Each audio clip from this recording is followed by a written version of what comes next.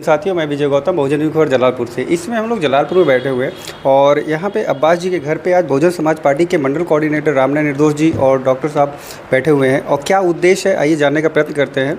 Sir, आज आप अब्बास जी के घर पे बैठे हुए हैं, क्या उद्देश्य है आज के यहाँ बैठने का कारण? बहुत बहुत धन्यवाद आपको।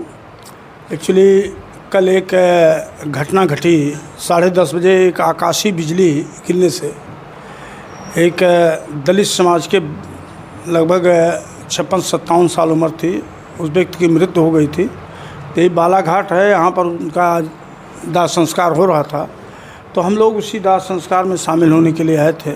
और जब उधर से आ रहे थे उसी बीच हमारे बहुत अजीज़ हैं, प्रिय हैं हमारे अब्बास भाई, इन्होंने कहा कि प्रमुख जी कहाँ हैं? तो हमने बता दिया यहाँ हूँ। तो उन्होंने कहा बिना एक कप चाय पी के जाइएगा।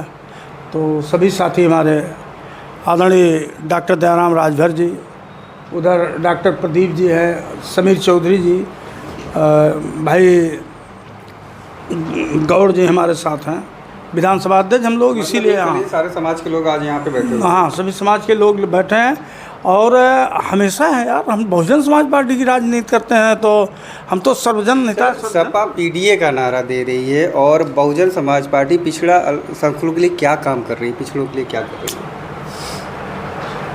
बड़ा अजीब सा सवाल है। कोई पीडीए की बात करता है, आपको पता ही है कि बहुजन समाज पार्टी का नारा है सर्वजन हिताय सर्वजन सुखाय। और अगर आप जानते होंगे तो आप ये जान लीजिए कि बहुजन समाज पार्टी, जहाँ तक पिछड़े वर्ग से ताल्लुकात की बात है, ताल्लुक़ की बात है, तो बहुजन समाज पार्टी पिछड़े समाज में जन्मे सभी संतों, गुरुओं, महापुरुषों की विचारधारा पर तो ही बहुजन समाज पार्टी बनी है। और आपको उदाहरण के तौर पे बता दूं, चाहे संत कबीरदास जी रहे हों, संत शिरोमणि रविदास जी रहे हों, और चाहे वो आप इधर आधुनिक भारत में आइए तो साहू जी महाराज रहे हों, पिछड़े समाज से थे। सम्राट अशोक की विचारधारा को मानने वाला हमारा देश है, हम लोग मानने वाले हैं, वो पिछड़े वर्ग के थे ना। और इसके अलावा जब हम बात करते हैं, बहुजन समाज पार्टी बात करती है, मिशन मूवमेंट की बात करती है, तो महात्मा ज्योतिबा राव फुले किस बिरादरी से थे? माली समाज से थे ना। पेरियार ईवी रामास्वामी नायकर किस बिरादरी से थे? गडरिया समाज से थे। राम स्वरूप वर्मा किस समाज से थे? पिछड़े वर्ग कुर्मी समाज से थे। ललाई सिंह यादव किस वर्ग से थे? यादव समाज से, पिछड़े वर्ग से थे। और हम पिछड़े वर्ग में जन्मे महापुरुषों, संतों, गुरुओं की विचारधारा, जिनकी विचारधारा थी कि समतामूलक समाज की स्थापना करना, इस देश में छुआछूत न हो, ऊंच नीच न हो, ये समानता हो पूरे में। तो महात्मा ज्योतिबा राव फुले ने जो सत्य शोधक समाज की स्थापना किया था, समतामूलक समाज की जो बात उन्होंने संगठन बनाया था, तो उसी मूवमेंट को आपको पता है बाबा साहब के गुरु के रूप में अगर मान लिया जाए तो महात्मा ज्योतिबा राव फुले जी को गुरु मानते थे। और महात्मा ज्योतिबा राव फुले ने समतामूलक समाज की स्थापना किया। हमारे संतों, गुरुओं, किसी, मैं तो हर समाज के, चाहे वो बैकवर्ड समाज के रहे हों, चाहे मुस्लिम समाज के रहे हों, हर समाज के लोग जो हैं, जो हमारे संत गुरु हुए हैं, क्या वो समानता की बात नहीं करते? अभी समाजवादी एक मिनट, समानता की बात करते हैं, भाईचारे की बात करते हैं। और जहाँ तक आप बैकवर्ड की बात करते हैं, जहाँ तक पीडीए की बात करते हैं, तो इनका तो समाजवादी पार्टी का पीडीए एक छलावा है, एक छलावा है। उदाहरण के तौर पे बता दूं, पीडीए का इनका मतलब क्या है।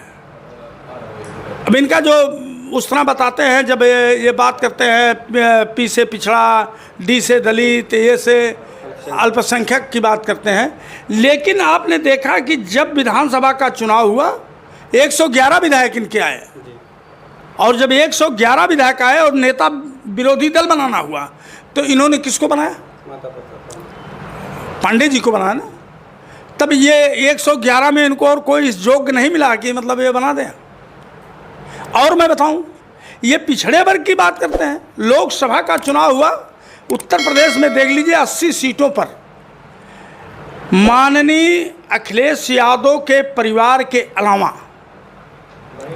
किसी एक यादव का नाम बता दीजिए,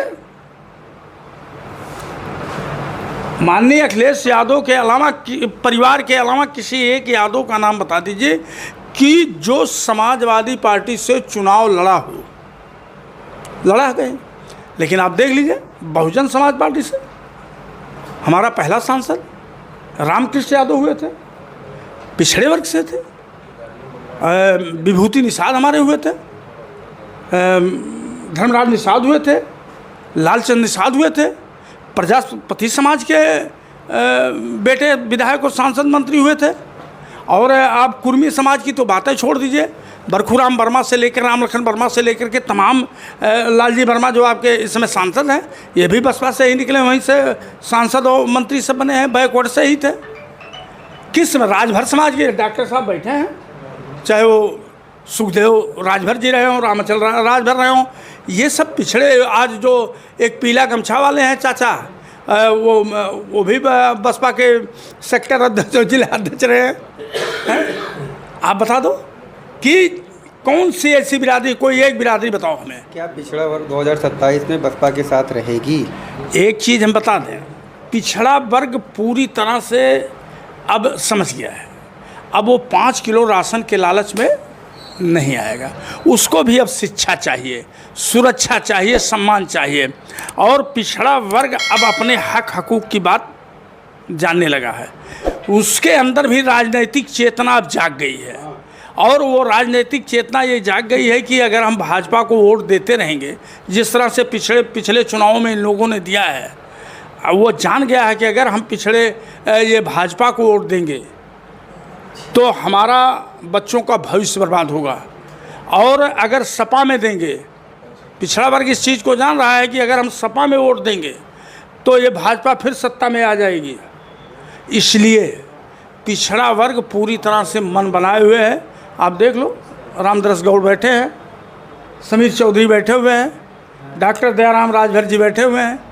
आपको नहीं लग रहा है कि पिछड़ा वर्ग बहुजन समाज पार्टी के साथ पूरी तरह से लगा हुआ है?